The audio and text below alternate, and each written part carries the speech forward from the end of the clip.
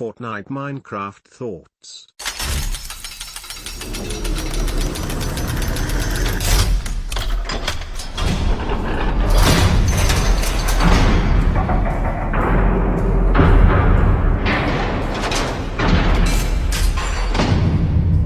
My kids play Fortnite occasionally, as well as Minecraft.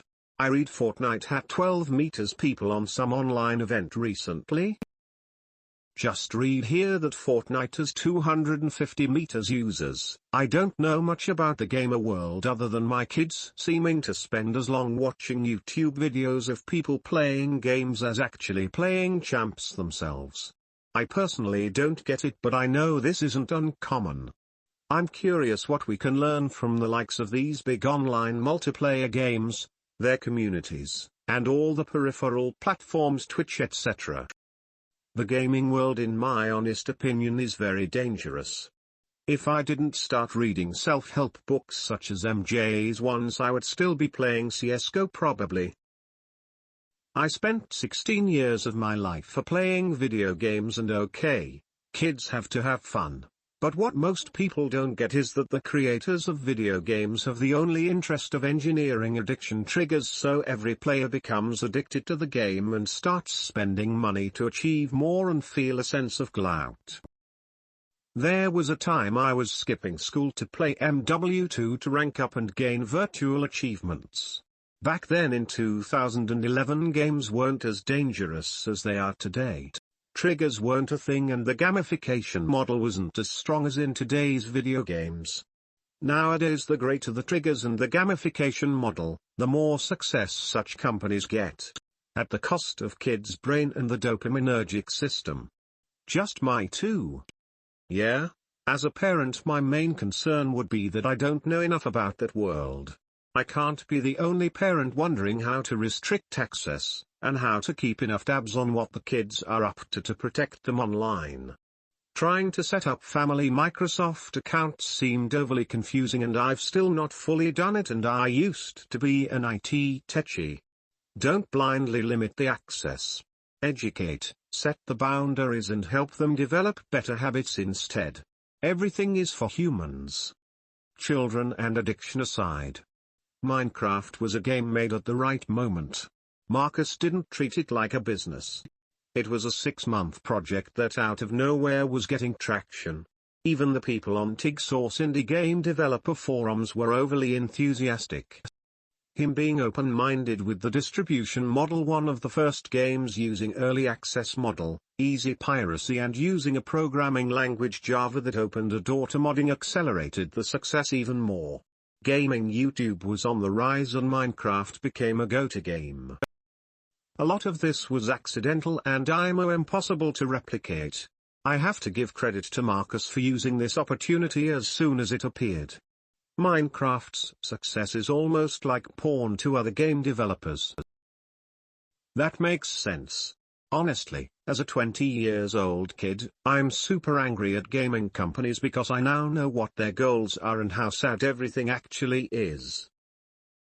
The gaming world is full of people who rationalize iron stuff, but it can actually become bad if you're not careful, because again, today's games easily form addictions if you have no other goals in real life. All of a sudden, achieving a virtual goal might become the focus of your life. And that's extremely dangerous if you ask me. Especially if you don't want to die with 0 real-life achievements. That's like being trapped into a box. You will struggle leaving once the habits are formed. My parents used to severely restrict my video gaming habits when I was younger, and I ended up resenting them back then, but I now thank them for that. Honestly, I have no idea how to restrict access. All I know is that as a kid my parents called a technician to put a certain program that restricted access to 30 minutes a day on my PC and blocked all adult content, but somehow I managed to bypass that system by looking on YouTube. And I was like 10 years old. The sad fact is that if kids are motivated enough, they'll find a way to bypass the boundaries.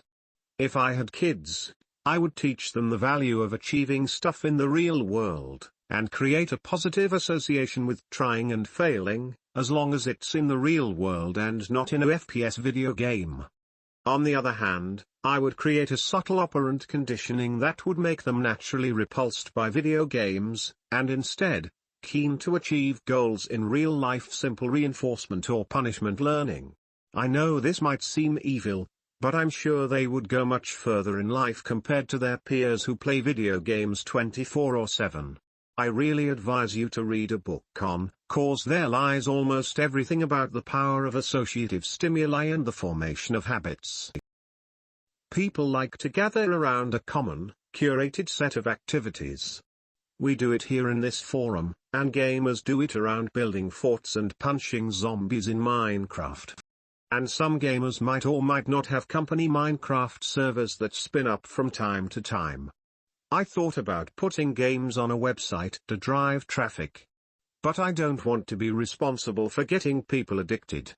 What we can learn is it's like the atom bomb, stay as far away as possible. As a Twitch affiliate, I am completely amazed at how far gaming has come. There are certainly negative aspects such as addiction and worker exploitation in the industry, but that is another talk. I remember Kelsey Grammer from Frasia talking fondly about watching his kids play Minecraft. Minecraft really brings out the artistic side of players. The building aspect is astonishing. Fortnite is a shooting game and more hand or eye coordination related, although there are some cool artistic things you can do with Fortnite. The amount of money and content involved is insane. Video gaming should be no exception when it comes to having viewers or followers or subscribers, etc. Ad companies are seeing this as well. The popular rap artist Travis Scott performed a live concert using Fortnite. People who are adjusting and changing to the times are noticing this trend. Some ESPN channels actually broadcast esports, an actual sanctioned sports league for gaming. The gaming prizes for first place in some of these Fortnite competitions are in the millions range. This all goes back to the kids selling lollipops at school. I think entrepreneurs can really utilize gaming to make money. Kids back in the day and now would collect in-game currency or products that were rare and valuable and sell them to others for actual money. Certain games require rigorous leveling up and players would pay people to do that for them. If you can look past the childish nature of gaming, there is certainly opportunities scattered about. The real task comes into how you end up parenting. My parents always frowned upon gaming as a waste of time and I didn't have the personality to rebel. I certainly don't want to sway you into going one way or another. I'd hope that you would encourage the positivity in these video games while educating them on the dangers of the industry. I'd hope you or any other parent takes the extra time to learn about video games instead of just writing it off. Fortnite is holding concerts. They had a Travis Scott event around 2 weeks ago, and there's a new one planned somewhat soon, I believe, with models of the singers recreated in the game. I think this is a cool idea and a new way for artists to engage with their fans. Video of the Travis Scott event below. As far as what makes multiplayer games popular, it's a mix of competition and community. If you play League of Legends or Fortnite, arguably the two biggest multiplayer games at the moment, you will most likely find a lot of people who play the same games at your school, or in your class, or even among a lot of social circles that have young people. Some universities have League of Legends teams, and their biggest tournament, Worlds, attracts millions of viewers every year. There are also plenty of amateur leagues held all over the world. Dota 2 is similarly popular viewership-wise, however, it has a lot less players because of various reasons that are irrelevant to the topic at hand. Counter-Strike, Global Offensive is another esport that is extremely popular. There are a lot of money that are being thrown around the esports world. People are starting to realize that they pull in big viewership, and that you can make a career out of it nowadays, if not as a player, as a caster, or as a coach or analyst, or even more specialized roles. I know that some Dota teams relied on a chef who knew how to calibrate their nutrition based on the fact that they spent upwards of 10 hours sitting at a PC playing video games. As for starting up your own YouTube or Twitch community by streaming or creating video content, I don't recommend it. Twitch is crazy competitive, and unlike real-world business, it's hard to gauge how to be better and make people interested in your content if you are a small content creator. My suggestion would be to create educational content for the big multiplayer games. There's always more need for educational content, especially since it's hard to come across good content in the field, even in games that have been established for years. You don't need to be great at the game, but you need to understand its fundamentals, and to be able to structure content and make it digestible to the average person who doesn't necessarily play the game every day. Sorry for the double post, but this 100% needs a new post because it is important. This is crucial to any parent who is raising kids in today's world. My plea to parents is to video games are perfectly fine, but you need to realize that not video games are equal, and not all video games are supposed to be played by anyone. Much like movies, each video game has a specific demographic it targets, and letting your child play a title like GTA 5 when they are still in elementary school is a big no-no. Just like you wouldn't let your kid watch a movie about drugs and violence at a very young age, you shouldn't let them play a video game about drugs and violence. There are millions of video games out there and not all of them are about violence. Do some research before buying. Open up YouTube and search title plus gameplay and watch for about 10 minutes, and judge whether or not you'd want your kids to play the game. That's all you need to do to be a responsible parent when it comes to your kids and video games. Kinda. Our oldest started thinking it was funny to prank people. He's watched too much YouTube that we thought was harmless. It's like letting a bunch of teenagers pass on their values to your kids instead of you. That really adds layers to the troubles of monitoring and parenting. Some games are wholesome themselves. But when you watch YouTube videos or chat about them on Twitch, there can be some lewd behavior by the community. I'm not sure what to tell parents about video games other than educating yourself on all aspects of the game, community, platform, content, etc. will help, but never 100% puts you in the clear. The article I linked to was explaining how Fortnite was like a Facebook for a younger demographic. I was thinking about the community and social aspect. After reading some of the comments about how games are designed to be addictive, I realize games and social media are similar in darker ways too. I'm actually less worried about that. That's something I can educate the kids about. I'm more concerned with my kids thinking it's okay to call people names, brag, laugh at other people's expense, etc. Also, some of these YouTube videos don't have a purpose. If the kids have been watching games for a while, I'll often tell them to put on a cartoon so they have something with a story in it. We just sat through the classic Guns of Navarone movie. I do marvel at the storytelling in the older movies, and the kids are equally enthralled in the same way I was when I saw it as a kid. I've been playing quite a bit with the lockdown in NZ, more as a social network than gaming as such. Generally grouped up with nephews in evenings to discuss things, and the game sort of happens in the background. I often couldn't remember where we placed most games.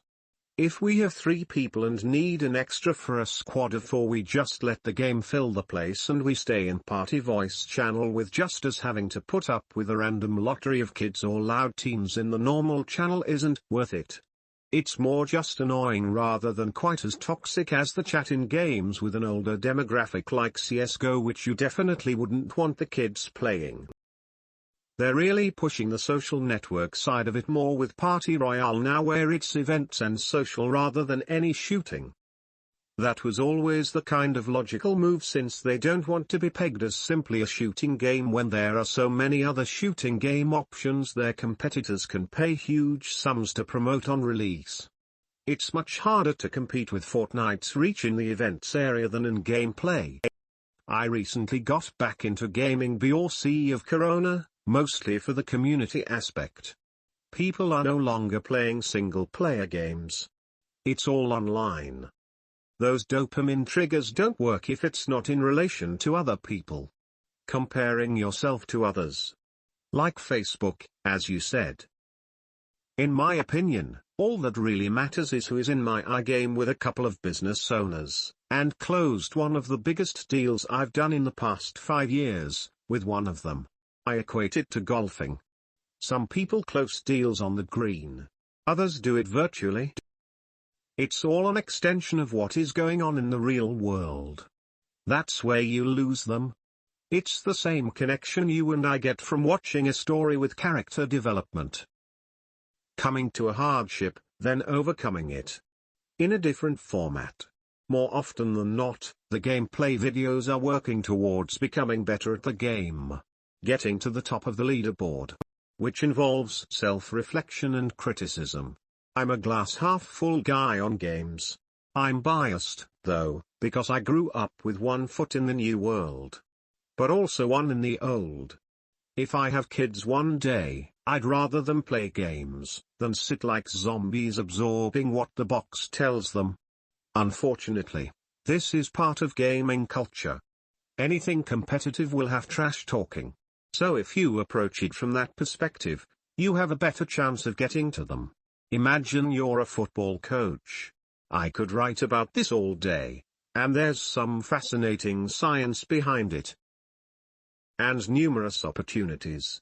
Honestly, your best bet is to play some of these games yourself, and see what all of the rage is about. It's similar to how our parents may have taken an interest in our hobbies back in the day. Plus it's showing, people who overcome obstacles together, become closer. Which is what gaming is all about. TV will never do that. They'll become closer to the character on screen first, before people next to them on the couch. Esports are the future. Real sports are the past. You said you don't get why they watch other people play games on YouTube? After all, why don't they just play themselves? The reason they do is the same reason we watch people play real sports. We love watching real sports games and highlights. After all, why don't we just play it ourselves? You can say, well, I'm too old to play real sports. All they have to do to play sports is move their thumbs. This is not true. Plenty of people watch sports that anybody can play, like golf or tennis. They watch it because it's entertaining to watch the best of the best play the game. They also watch it for the commentary. Have you ever watched a real sport with no commentators? It's horrible.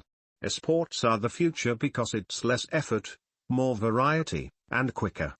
There are only so many real sports you can play, but there are infinite possibilities of video games that can be made. Real sports are hard. I have to physically exert myself. Get tired. Get hurt. Get hot and sweaty. Find a place where I can play. Find some friends who also want to play at the same time. Somehow meet them all there. And if I'm no good at the sport, I have to get in shape and practice consistently to develop my skill just to be competent. All of that sucks. I'll just hop on Fortnite. All of my friends are already on there. I'm already at home. It's cold or hot outside anyways. It's more fun and I'm better at it than soccer. I can play anytime. No risk of getting hurt. Sports are slow and boring anyways. I believe MJ calls that the value skew. Andy's old person Fortnite server for those of us who've had enough of getting killed by kids whose reaction times haven't withered horribly with age and lifestyle choices. He actually calls it an hyper-reality. Lol, it depends from which perspective. From a supposedly perspective, yes, it's a value skew. From a consumer one, it's an hyper-reality and nothing more. To add on to what you said, there's also the time factor. I still have interests in some games, but I don't have the time to dedicate a dozen hours a day to play. I can watch a series of someone playing a character where they condense dozens or hundreds of hours of playtime into a 15-minute video. 10 years ago I didn't understand why people watched other people play video games. We would straight up have guys of YouTube videos of Minecraft gameplay up all day at work. Now I get it. The book Addiction by Design by Natasha Daushal speaks about the early days of such addiction at gambling machines. The moving from mechanical to electronic machines with the sole focus to keep people at the machines for longer. Cue adult diapers for gamblers and other products that have sadly resulted from this. Not to mention proof of how the social media and I'm assuming gaming industries have learned from these gambling addiction principles to design it into their products too. There is some solid research into it. The infinite scroll on most social media news feeds is one example mentioned of this intention to keep people glued to their screens for longer. I'm way outside the gaming world, so here are some of my observations from outside looking in. Minecraft is a chance to build something, to create, to explore a world. But it's a fake world. So the energy of these young people is largely sucked into building stuff and gaining cred in a virtual world. At the age of 16, Franz Schubert composed this piece and had already composed 90 others. At the age of 19, Blaise Pascal succeeded in creating the mechanical calculator, something many other people had tried to do and failed. At the age of 15, Louis Braille created the famous system of raised dots that allow the blind to read. At the age of 19, George Westinghouse received what would be the first of many patents with his invention of the rotary steam engine. How many innovations has the world lost out on because our teenage guys are occupied building Minecraft worlds? Just with 232 million views has consumed more than 1900 years of human productivity. What if all the minds of the gamer community were all bent towards solving problems in the real world, rather than being sucked into the dopamine trap of gaming addiction? From a business standpoint, there's a ton of lessons to be learned from gaming. When I think about being the CEO of a company that's just slimy to me. Every business owner, gaming or otherwise, will have to make their own decisions about where to draw the line and say, I'm not going there. It's a double-edged sword. I got my first taste of business from video games when I was 12. Lessons, which I still apply to everything I do. On the other hand, I played with the most brilliant person I've ever met, a couple of years ago. I just checked up on him after reading your post. He's still playing, though he's become a semi-successful streamer since then. However, the way this guy's mind works is like nothing you've seen. He can crack any puzzle, read any battlefield, and manage hundreds of people under his watch. Not just manage, but train them. I guarantee if he was working on a cure to cancer he could discover one. Or at the very least take a business from $10 million to $100 million in just a couple of years. Instead he has a couple of million views on Twitch and YouTube. What are your thoughts on this? Yes.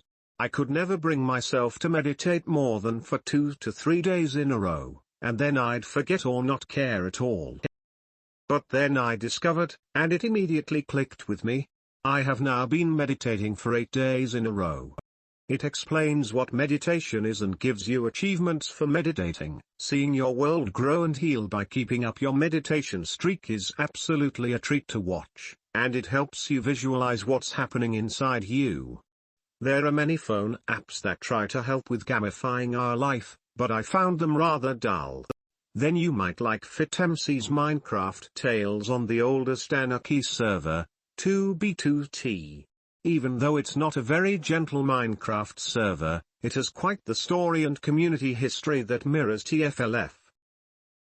For some reasons, FitMC's videos seem very much like a Seinfeld email sequence. Probably can learn from the gamer folks how to do content. Just to reply to this original thread and question. You could answer it more literally. There is a Minecraft Education Edition. Last week, I played a world that was a science lab for school kids. A really cool way for them to start to conceptualize doing experiments without the teacher having to worry about the kids working with some hazardous substances. They also teach about lab safety so kids don't have a false sense of confidence either when seeing these substances in real life. Although most of the substances were not hazardous. So you can literally learn from Minecraft in this case. Cool. I got the kids a book on Minecraft modding for kids. They've not delved into it yet, but it's there. This was the very question I asked at the Fastlane Summit to people. How do I get over the fact that my company facilitates addiction to games? I'm deep in the video game and film industries, working with the largest companies there are. Our software is literal dopamine, as it creates a lot of the insane visual effects you might see in the game. I love computer graphics and how advanced it is, and it's such a rewarding challenge. Building a software company around this niche is the hardest thing I've ever done. It all comes down to people needing to make their own choices. I've been working with video games for over 12 years now, on and off in some form or another, and being able to create games or visual effects for them is very rewarding. It's the same as a potato chip manufacturer. I love a good bag of potato chips, and I'm glad that they make them instead of the owner having a moral dilemma of making people fat. I'm strong enough to make the choice to not eat 20 bags a week and become a fat diaper-wearing adult who plays video games all day. Almost any business can be construed into a slimy light. Toy manufacturers should stop making Star Wars merchandise because people are addicted to them and spend all their money on the hottest new items, yet can't pay their rent. In the end, I've made my peace with it by realizing that I'm benefiting far more people, via general entertainment or enjoyment, than I am harming. I think the main problem is that as a kid or a young teen, there's not much to do that gives you any sense of, unless you have strict parents who make you do sports or music. Your only obligation is school, which is not very exciting. You might have hobbies, but since you haven't achieved much in life yet, games make all this super easy for you. They lay out the rules very clearly. If you want the glowing sword of FU and you want other players to admire you for it, you'll have to collect 500 magic mushroom caps and slay the 4 centaurs terrorizing the village every night. So not only do you, but you have how to get there. This is also where YouTube and Twitch comes in, where you can learn from experts, analyze their techniques, or just experience the game vicariously through their progress. But basically the game becomes, and they're designed to be easy to jump into and start progressing very fast. Sooner or later you'll understand the whole game and decide what you want to go after. You can start setting goals and know exactly what you need to do in order to reach them. Also, even if you have massive goals, there are milestones along the way with smaller rewards, so you'll constantly feel like you're progressing, and that keeps you focused. Now compare this to how complicated and vague things are in real life, especially for a kid. Throw in all the misinformation and stupid advice you get in school, conventional wisdom about talent, privilege, and entrepreneurs starving while working on their impossible dreams.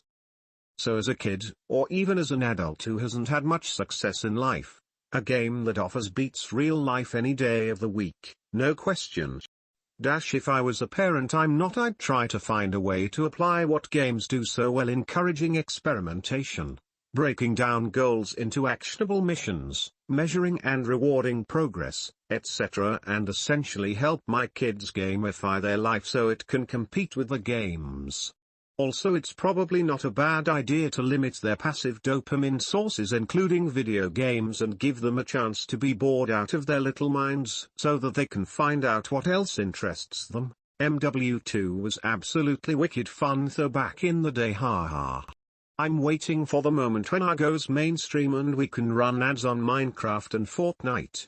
I miss those times, man, not gonna lie. I honestly don't know if I'm biased, but the gaming world was much greater back then. Now it looks like everything is just a means to making money. Especially from the supplely perspective. Companies don't give a shit about creating a good game. They care about getting you addicted, and that's a simple reality. In MW2 you couldn't even buy skins, lol. There were only DLCs back then to get access to new maps, but that was it. Now with money you can buy 239,102 different things on game. Just think of GTA 5. That game is f-king hilarious. People spend real money to buy a supercar in a virtual world. Yeah, go on, spend most of your life buying virtual houses while you live in the basement of your parents'. Lol. GTA was OG until GTA 4. I have the impression that once games started becoming fully online, something changed. And there's a simple reason for that. Gaming online makes you feel like you have to prove something to others, as already stated here before. Hey, look at this supercar, or look at my clothes. GTA 5 is for sidewalkers. They realize they can't achieve shit in real life, so they settle for a video game. My time for games was Ikari Warriors, Commando, Elite, Doom, then eventually Call of Duty before I bailed. I do look back fondly on it. I do think things have changed somewhat, and I don't just mean graphics. As the article in the opening post says, Fortnite has almost as many users as Twitter. It's another form of social media platform. Esports is a multi-billion-dollar business now. Where a lot of money flows, shit happens. I'd love to read a book about this. Would you be able to recommend one? It's rather confusing on Amazon. Hooked. If you know nothing about this stuff, start with this. It refers mainly to social media, but trust me, there's a small difference between social media and modern video games. After that, watch this introductory video about conditioning. This is the foundation of how companies work to make users addicted. I remember the day video games entered my life in a significant way. It was late elementary school. We used to play baseball, kickball, or something else in the cul-de-sac every day after school with like 12 other kids. Then the N64 came out. I remember asking my best friend if he wanted to play that instead of baseball that day. We did. Then we did it again every day that week. Baseball never happened again. All the kids stayed inside from that point forwards. And as far as I can tell, you can repeat that story in most neighborhoods around the country. The kids aren't outside anymore. It's not just video games that caused that societal shift, but it's a part of it. Helicopter parenting is another force behind that, as well as on-demand media, and lots of other things. Thankfully, I got involved with the high school band, and that took up so much of my time that video games eventually took a backseat to real life. But my friend got sucked into MMOs, and his social life was ruined. My 5-year-old daughter asked me last week if she could have her own tablet to play video games like her friend so-and-so. I said no, and told her why. She was okay with that for now. Not sure how I will handle in middle school as I balance giving kids independence like. It won't be a decision I make lightly though. PlayStation Home always made me laugh, but I was hooked when I was about 13. Basically your new character spawns in this swish a new apartment and you could buy furniture and clothes with real money in the store. It was so bizarre yet so many people played it. I got engrossed for a few months and shit you not. I remember doing chores around my house just so my mum would transfer money so I could buy this virtual futon sofa for my swanky virtual pad. Haha. I know, wow. You could go to the movies, go bowling with virtual friends, do real-life activities, but all in this virtual world. Pretty sure it shut down in like 2015, but it was almost a foreshadowing of what was to come. This is a fascinating concept. It's like a reimagining of. Gaming has its negative side, but Minecraft and Fortnite creative show how kids still want to be creative and express themselves. The most interesting concept I've learned from the existence of virtual goods in games or people watching others play games is the whale. There's plenty of research that shows that a small minority of virtual goods buyers make up the majority of revenue. Developers know not to spend marketing dollars trying to entice a majority of their audience to buy virtual good, but rather seek out the whales that buy a disproportionate amount. What? Kids, come back inside and get good at Fortnite please.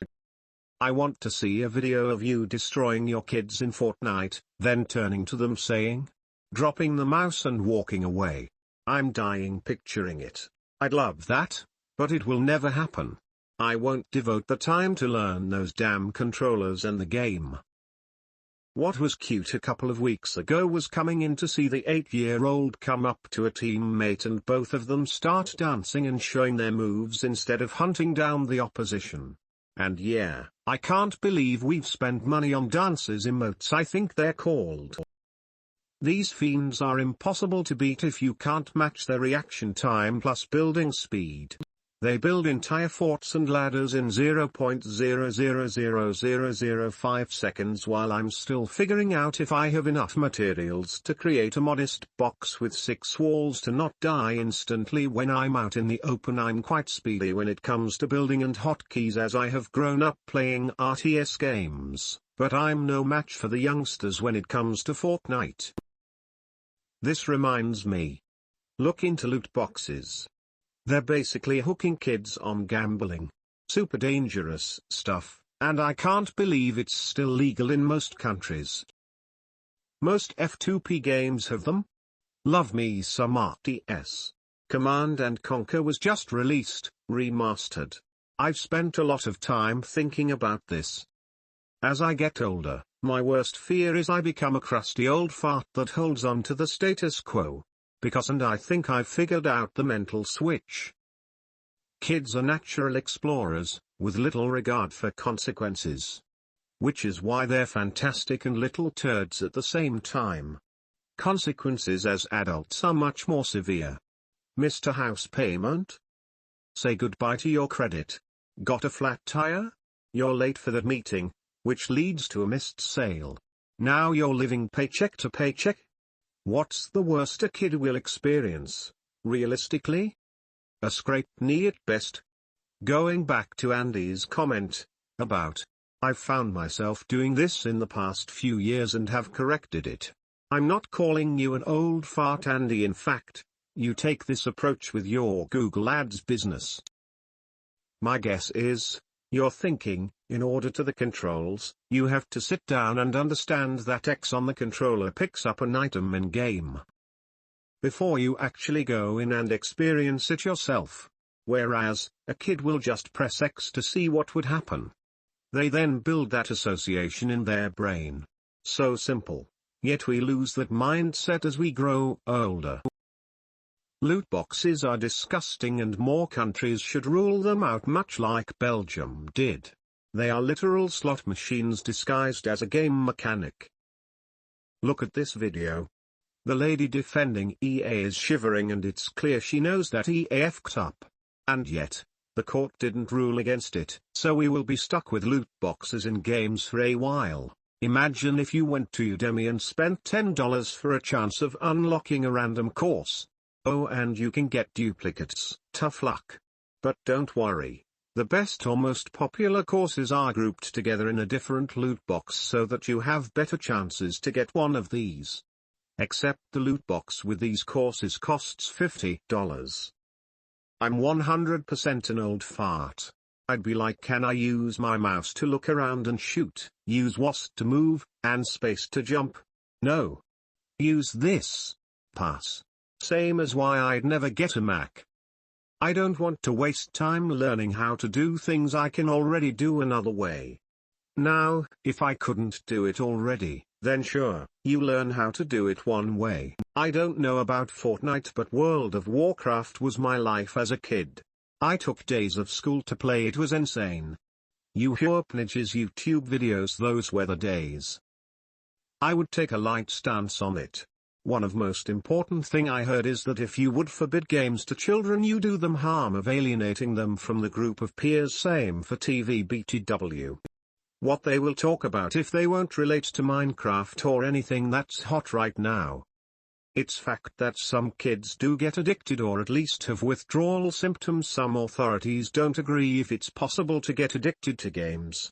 Question is if the games themselves are to be blamed. I'm not pointing at parents. Rather at the possibility that some people might get mix of genes making them susceptible to get an addiction. They would probably get hooked on collecting baseball cards with same intensity. If we would get some scary statistics like 20% of kids get worse grades and spend $1,000 on games, then it would be something very worrying.